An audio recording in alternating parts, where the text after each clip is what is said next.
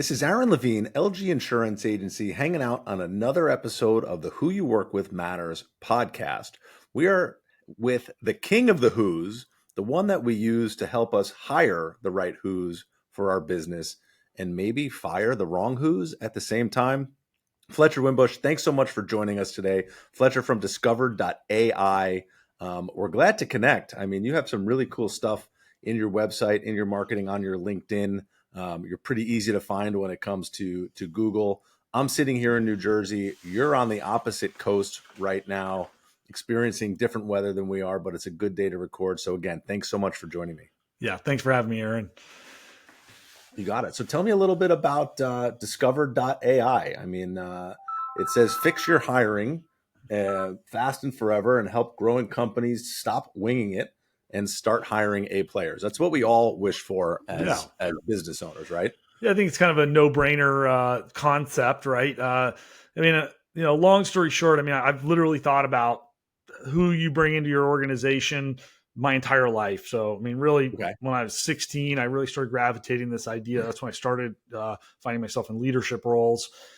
And I sort of attached to that idea. I was like, you know what, this is the most important thing in business and in any organization that you might be a part of is surrounding yourself with, talented team players, right? A players. We can use lots of different words to describe these people. You're talking talent and you're talking A players. I'm a big on the trust factor, right? Yeah. You got to make sure that the A players are bringing the trust and that they are truly part of that team, right? We can't have that quote unquote standalone all-star either that thinks their ego gets in the way, because that's we call them talented terrors, the ones that are that are really good, I always reflect back on you guys are from the New York area, like the Wolf of Wall Street, people like maybe you want that organization. If you're Wolf of Wall Street, then that's the culture you're going for, right?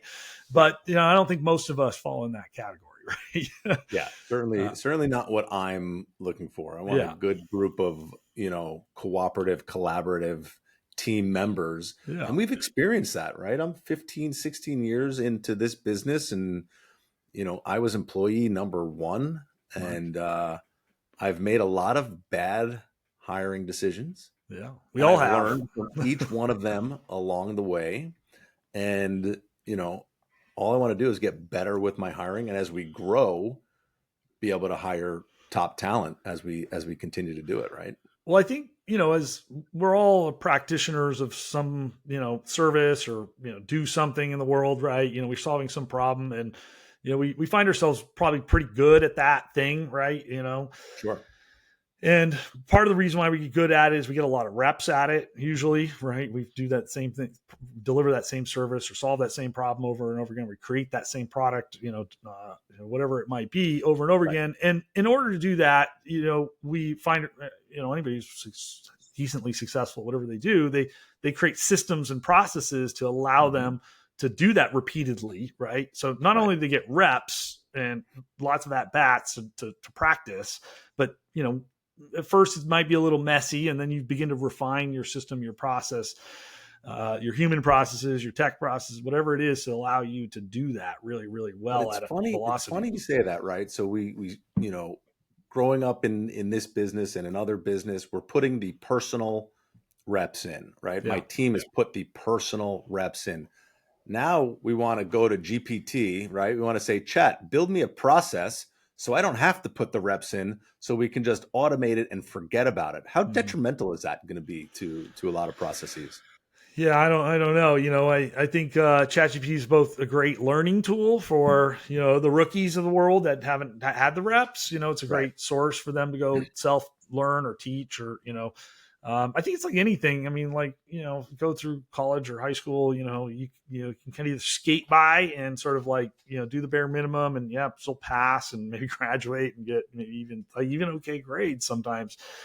But the people who are true learners are going to invest the time to actually, learn and to refine. And so it's like anything else. If you use a cheat code, then and you don't ever actually learn and adopt and practice these things, you're never going to get great at something. I have a friend of mine said to me, "You think schools are going to cancel homework for grade school and middle school because kids are just going to go home and enter it into ChatGPT to get the answers and not do it anyway?" I'm like, then they're going to fail the tests. Like, Yeah, unless we're open AIing all the exams, then we're in big trouble with the youth right now. It's a personal choice, like if that's how you want to live your life, you might find yourself a handicap at some point in your journey, your professional journey, right? So, yeah. But we used to build formulas into the TI-98, right? The graphing calculator. Yeah, remember yeah, those?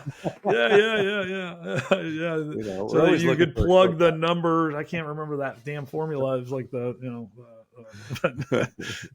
remember. There's always a backdoor. Always looking for an easier way. Now it's just OpenAI has made it so much easier for. So I think people need systems and processes in their hiring, and for small businesses and even medium businesses. I mean, we have not taken the time to systemize how we hire and to build the muscle around that. Now, there's for some good reasons. One, if you're small, you don't maybe do a lot of hiring, right? So it's hard to build the muscle, but again, having a system that you can point to and that you can reflect on, or you can use, or you can prepare, and if with some intentionality, it's like doing your homework.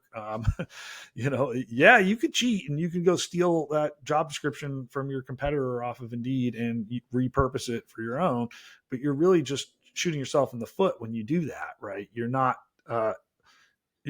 setting yourself truly up for success when you do that. Sure. And look, we're all probably have been guilty of that at some point. That's why I use that analogy. I mean, I do this in front of large audiences and, everybody raising it. Oh yeah, I've done that, like 90% of the people, right? Oh yeah, I've done that.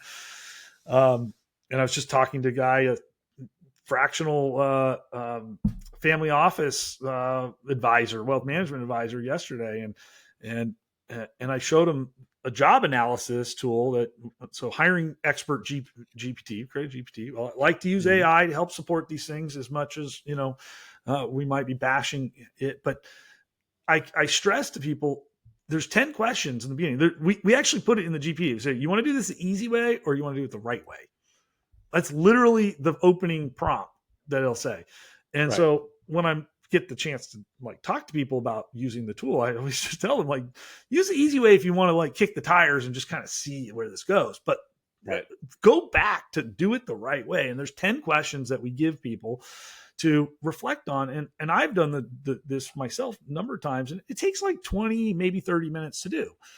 Okay, well, we're all busy and we don't have 20, 30, but you do. It's the most valuable 20 or 30 minutes that you'll spend to identify what good looks like. What problem does this solve and how are you going to measure it? And sometimes we don't have answers to those questions. And that's the whole point of going through the exercise. It's oh boy, I only have a fuzzy idea what good looks like. I don't really know how I'm going to measure it. I better figure that out before I hire this person, because otherwise I'm setting them up for failure. So you can take the Dan Martell. I don't know if you've read his book, right? Buy Back Your Time and listen to him. He's great. But he talks about just that, right? How are you gonna buy your time back? And buying back your time means hiring somebody to fill in to do those tasks, right? So you should be able to define what you're looking for that next person to be able to accomplish. Clearly and measurably, right? And he talks about doing the task first and getting some level of mastery so that you can clearly define what it is. Now, so, that's not, I can't do that for all jobs necessarily. I'm not qualified to do, I'm not a developer. I can't do that, but we just hired a new developer on the team and, but I made my team go through that. And then I put in the one thing that I wanted them to vibe code me a feature in 24 hours. And I was like, I'm not hiring another developer if you can't vibe code me a new feature in 24 hours, right? You guys need them to fix bugs and make the system more efficient and things. And that's great. And that's important. I'm not disqualifying that, but we did a working interview. And so they set up the task because they know what to do. They're done this task over and over again. And I set up the one task that was the one thing I wanted. And, we went through all the interviews. There's lots of things we did to evaluate the person. But at the end, we presented them real world examples of what the guy is going to do and then saw how he handled them. And that was a big piece of making that decision. and that's because that's a skill set that you could test for, but not really. Yes, I could test for it. That helps me maybe get a sense of whether I'm in the right direction with that candidate, but not until I give them that hands-on real world experience. Do I really know where this guy or gal is at in terms of that skill set that I was looking for, right? And that doesn't mean that he had to ace the test either. It just would mean I had to have a passable level, but at least we know what we're buying. Right. And so if he was deficient. Yeah, go ahead. We're talking about the people, right? We're in the interview process right now. So back that up to creating the right offer, the right job description, right? How do we get into putting the right offer into the universe to get the right people attracted to it? Yeah, well, you start by clearly defining the role, right? We talked a little bit about that. The simple version, go to Hiring Expert GPT. I'm going to send it to you. You can go in the show notes. You can go to it. It's free. You can play with it. I encourage everybody to play with it. The simple version, again, is what problem does this solve? What does good look like? And how are you going to measure success? So if you just boil it down to those three questions, you can ask yourselves that. You go through that. Now, once you've done that, that defines the role. That's a job description. Okay. Then you got to say, okay, who is qualified to do this job in the market, right? And you may not always have a clear answer on that, but there are some systematic ways to do it depending on the role. So I do a lot of work with public accountants, CPAs. Well, that's a really easy problem. And I'll use this example because it's an easy example to explain. Is well in I got a great one in Bakersfield, California. It's kind of a small town in California. There are 35 people that are a tax manager. So maybe have 10 years of public accounting or more experience in the entire market that have a CPA license. Okay. That is your addressable market. That's it. Wow. And that is something that we can do because there's public databases. You can just Google CPA firms in Bakersfield, and you can determine that there's like 25 of them. That's it, like something like that. There's a very fixed number of these places where these people that you might need for that job are defined. And then you can start to, you can do market research. Indeed has data. ChatGPT is great at it. It's really helpful to do like salary analysis and things like that. There's public databases like onet.org or onetonline.org. And Google if I got the thing wrong there, but that like more kind of academic research on salaries and things like that. Sure. And then I look at pay. People always say we're competitive. What do you think they mean when they say competitive? Cheap. Yeah, cheap. I would say average. Right. Okay. Well, if you think about average, right? Like if you are in the middle of the bell curve, then that means like 50% are better than you and 50% are worse than you. If you think of bell curve wise, or average, passable, that's like a C- in school. Right. Like, so there's a couple different ways to position that. If you're starting to think about that, you're like, well, we're competitive. We're in line with everybody else. Well, again, in line with everybody else means that there are a lot of people who are way better than you. I never looked at it that way. And I have a team member sitting at me, looking at me side-eyed right now. Sorry. Where am I on that? Where am I at on that scale, right? But there's three things, right? So it's compensation, and cash is king. I'm sorry. No, people want to say culture and things, and I'm not saying that's not important. It's very important.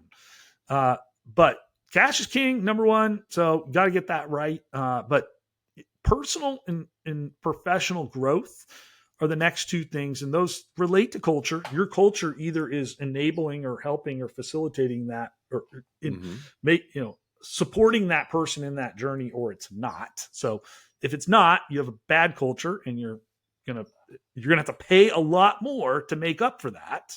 Right? Because I'm only going to tolerate this because you're paying me a lot. And it's sort of a yin and a yang. Now, again, I can't be like all culture and no pay. Because we live in the United States, guys, and I got to eat. I got a family. You make me think of a situation that happened probably just over a year ago now. I was hiring for an account executive position. We thought we had the right candidate. We made the offer. We negotiated the offer. We had the offer accepted. he asked for a period of time, 2 to 3 weeks prior to start date. Yeah. No problem. Request granted. The Friday before the Monday of the start date, I sent the text, looking forward to it. Have such a great weekend. We can't wait to have you join the team. And then I got the text back, "Hey, Aaron, can we talk?" Hmm. And at that point, avarice is the root of all evil. He got a better offer of significantly more money, and there was no matching it. Right? I was not negotiating any further at that point. I said, "See you later. Thank you so much." Yeah. Because he let us know at the 11th hour, and while we were sitting with our thumbs twiddling for 3 weeks waiting for a start date. Yeah. And then a month after that, he calls me back, "Aaron, any chance you have that job open still available? It wasn't as good as I thought it was going to be." I'm like, "No shit." So you talk about cash is king. They were paying for that bad culture. Yeah. Yeah. It could be. And there's, a lot of factors there, right? And, having really good, tight communication, staying in communication with candidates in and throughout the hiring process, and being just asking that scary question, where else are you interviewing? That's one thing you can do in these scenarios. And what do you like about that opportunity? What's attractive about it? So having open conversations in and throughout the process about what's motivating that person in those three buckets, because all three are important, right? And we often overlook all of that. We spend a lot of time just quizzing them and asking them and what I want from them. And we forget to really inspect what they're looking for in those 3 years, because it affects us. 3 weeks, I stop recruiting, I stop interviewing candidates. Guy bails at the 12th hour. You're back to square one. You just lost months of opportunity costs to have somebody filling that role, generating revenue for you. That might have cost you, I don't what an AE makes for you guys, but generates for you in this, but it's probably lots and lots of money, and you're back behind the eight ball. Taking it one step further, I made an impulsive hire right away with candidate number 2. That was a B player, and just because at that point I wanted warm body in the seat. Well, that lasted for 4 weeks. Yeah. And then we went back to the job description and posting and interviewing. So that whole process cost me more than 6 months. Yeah. And 6 months of lack. And how much revenue per month should that person generate for you? Yeah. They weren't generating it. Zero revenue was, so the opportunity cost is huge. And then, the hard cost is big too. The 4 weeks you paid the person that didn't produce anything, and all the time and energy you spend, that's maybe several $1,000s. But, that's nothing compared to that lost opportunity, lost production. Opportunity cost, right. I can weigh the sunk cost for the bad decision. That's okay. I can wash that away. The opportunity cost, though, there's a multiplier to that that we don't think about. And there's emotional damage too. Not to get all like, kumbaya on us all here. If you probably get the sense I'm not that kind of a guy, but there really is the anger that you felt when that guy pulled the offer back, right? Or the frustration when you're like, I hired this person, it's not working out. I gotta you had to go to that person and say, you know what, I'm sorry. You've been here 4 weeks. I don't see this working out. And that's a tough conversation. Emotionally for you, it would be for me, right? Sure. I've unfortunately had to fire my share of people too. This is not the hiring game. The people game is not an easy game, right? I've been a leader for a long time. I had one part in my career as an early leader. I turned my staff over 3 times in the first year. Wow. It was in a turnaround situation. We went on to have a dozen of those people turn on to be senior leaders in that organization. But that was painful, man. So painful to be having to dismiss people. And, the night before, I got to go tell Joe goodbye, whether you like the guy or not, it's just not pleasant. Not pleasant. No, never. It's never fun. It never gets easier to have to do that. We learn how to do that, right? We learn how to, as we put those reps in, but it never gets emotionally easier to do that. However, that fire fast motto reigns true, because once it's done, that emotional lift is Oh, tremendous. yeah. I think Right? we've all been there too. We're like, oh, That weight off your I'm so shoulders glad is he's gone. huge. But Yeah. yeah, So who was, as we talk about the who's, right, we're talking about figuring out and using your methods to hire the right who's. Was there a specific who that helped you, with your tipping point to get into your talent acquisition space, into yeah. what you're working on?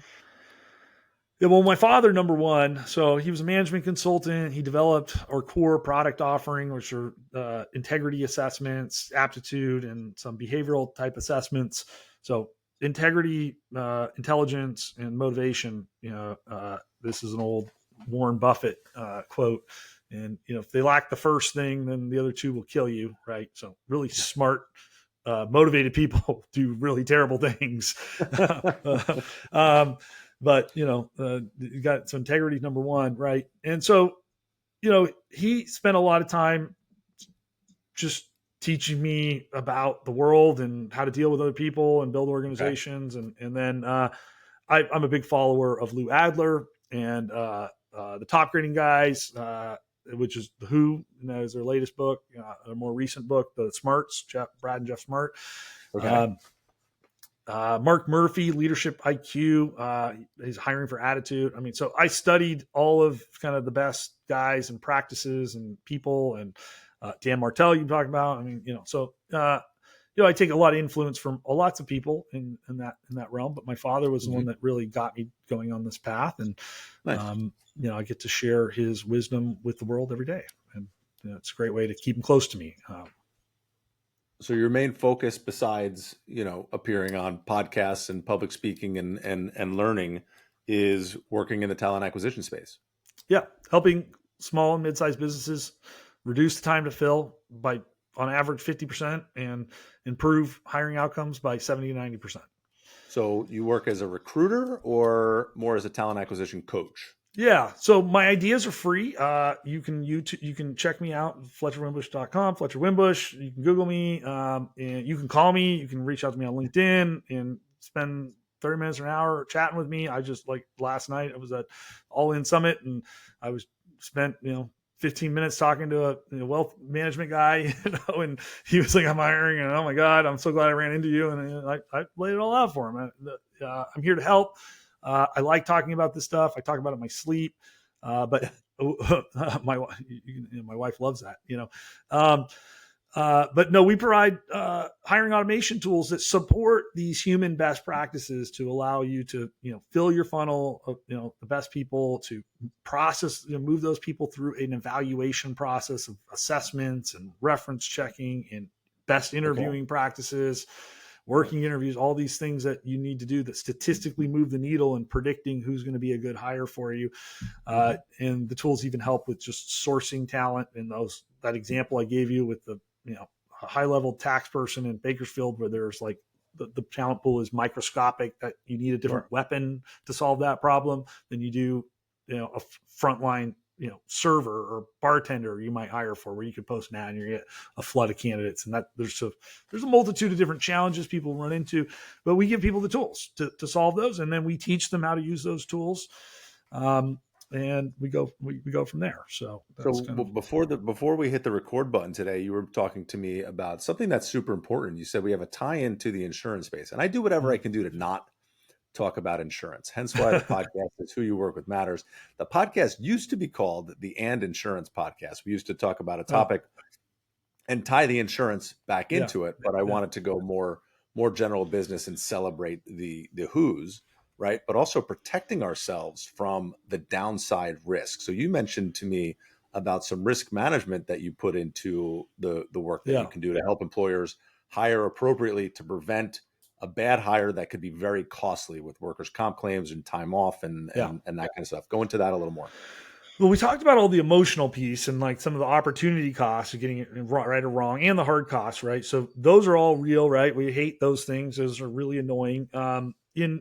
Especially in blue collar type work, so like logistics, construction, hospitality, uh, retail. I mean, you name it. Anywhere there's kind of like a large contingent of frontline workers, these environments lend themselves to higher turnover.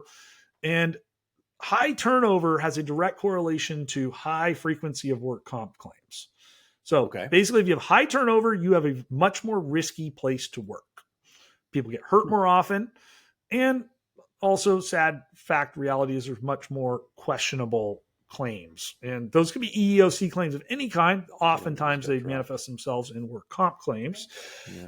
And can be very expensive and emotionally draining situations there. So the whole internet just went out. We acquired a product a few years ago that's called Integrity First, and it's specifically promoted by all the big insurance carriers, Captive, Resources, big partner, but all the big insurance carriers are big proponents of this tool because it lowers claim frequency by 48% and turnover by 30% in these environments. So I think I lost Aaron here, but I'm still here.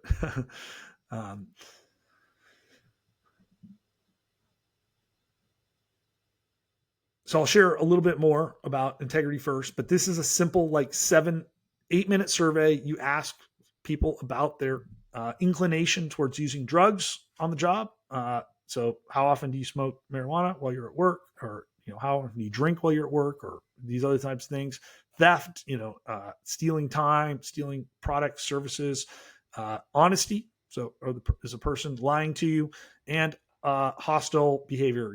Is this person going to be making the other teammates' lives difficult, harassing, and things like that, right? And all of these things tie back to, again, higher propensity to problematic hires, turnover, and work comp. And the interesting thing is 23% of frontline workers are disqualified for one or more of those issues. So they're thieves, they're on the job drug users, they're liars, or they have hostile behaviors. So that means 1 in 4 candidates that come in your door could be a very problematic person. And even if you're phenomenal at interviewing and reference checking, which you should be, you want to be good at those things. It's part of the recipe of success. 1 in 4 is the chances that one of those people sneaks past you and fools you and gets into your organization and then becomes a problem for you versus adding value.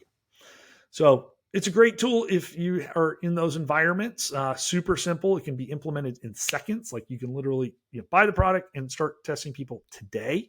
And it's just a simple link. They click, they answer the questions, you get the results back. It's either pass or fail. You get more details, but at the end of the day, it's pass or fail.